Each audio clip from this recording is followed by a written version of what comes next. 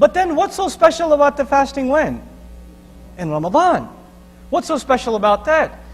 Ramadan is special. Let's listen to Shahru Ramadan alladhi unzila fihi al-Qur'an. Number one. The month of Ramadan is the one in which the Qur'an was revealed. The ayah didn't begin with fasting. The ayah began introducing Ramadan as not the month of fasting, but the month of what? The Qur'an. Okay. So the month in which you're going to deny your body is the month in which the ultimate food of your soul came down, of your ruh came down. Isn't that true? Your food has the food of your ruh has come down in this month. How is it the food of your ruh? What's the benefit of it? Hudal linnas, number one. It's a guidance for people. It is, so what does it mean? You know, you could eat the food and you could throw it up, right? You could eat it and not digest it.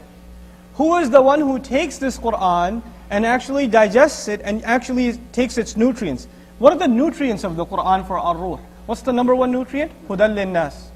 Guidance for people. Guidance. You know what guidance means? We use it all the time. It's become cliche. Guidance means when you want to do something, what should I do?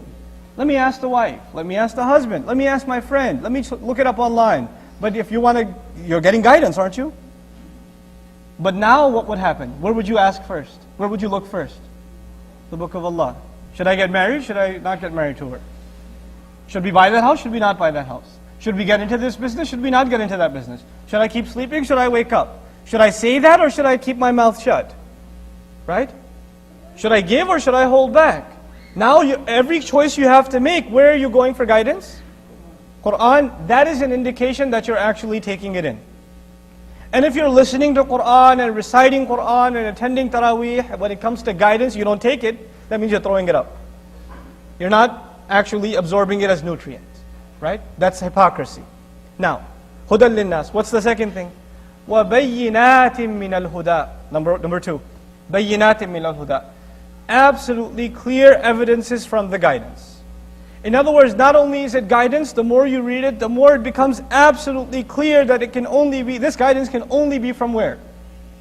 It can only be from Allah. Not only is your ruh testifying to this, your entire being, your intellect is in awe at the majesty of these words.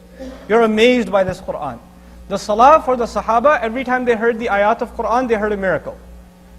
You know, for us, it would be easier if we're standing next to Musa alayhi salam and the water is parting, we're like, whoa, miracle. Right?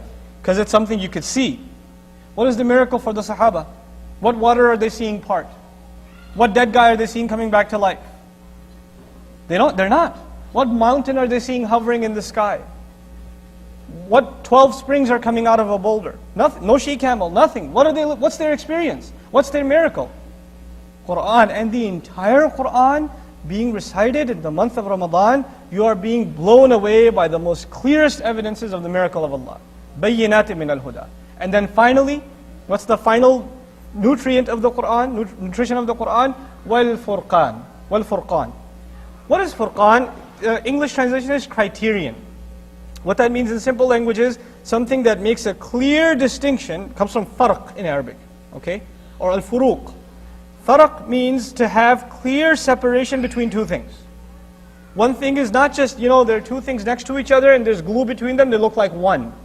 But when they're clearly apart, right, the thing that separated them would be the furqan. Something came and two things looked like they were right next to each other, but it came and it axed them apart and they became clearly distinct from one another. The Qur'an comes to make clearly distinct, what you should be living like, how should you not be living. What is the food of the ruh and what will choke it, what will starve it to death. How should you be pleasing your body, how should you not be pleasing your body. That Furqan has come down, that criteria by which you decide every matter of life has come down, wal Furqan. At the end of this ayah, we don't find لَعَلَّكُمْ تَتَّقُونَ or لَعَلَّكُمْ even yet لَعَلَّهُمْ يَتَّقُونَ. Let's see what we find.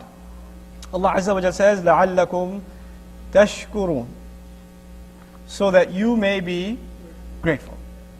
Maybe you'll be grateful. Hopefully you'll be grateful. Remember we said when you eat food you're supposed to be grateful? Which food has come down that we should be grateful? Food of the soul. Okay? The ultimate soul food. Not chicken wings. Okay? The Book of Allah has come down and it is now going to revive what is buried inside of us. That fitrah that Allah put inside of us. The ruh that Allah put inside of us will be rejuvenated. It will be rejuvenated. And when you eat well, when you're well fed, and your health is revived, the least you should do is what? Be grateful. Now, a lot of people say, this is the last few things I'm going to say, I'm done. I don't want to rant on forever. Okay, here's the last couple of things I want to say. A lot of people say, man, Ramadan is going to be hard this year. It's going to be so hard, right? And it's, like was mentioned, there's long days, and I have classes, and I got work, and this and that, right? It's going to be tough. It was so hard last year too, etc., etc. What does Allah say? He says, يُرِيدُ اللَّهُ بِكُمُ الْيُسْرِ وَلَا يُرِيدُ بِكُمُ الْعُسْرِ. Interesting. In the ayah of fasting, in this discourse of fasting, Allah mentions Allah intends ease for you. He does not intend difficulty for you. And by the way, bikum is early. It is especially for you that Allah wants ease, and it is especially for you that Allah does not want difficulty. If it wasn't especially, we would find يُرِيدُ اللَّهُ الْيُسْرَ بِكُمْ. But we find يُرِيدُ اللَّهُ بِكُمْ.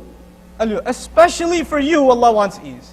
The people who get to fast, it is a special gift from Allah, and Allah is guaranteeing He made it easy. So if you find it hard, who should you ask to make it easy?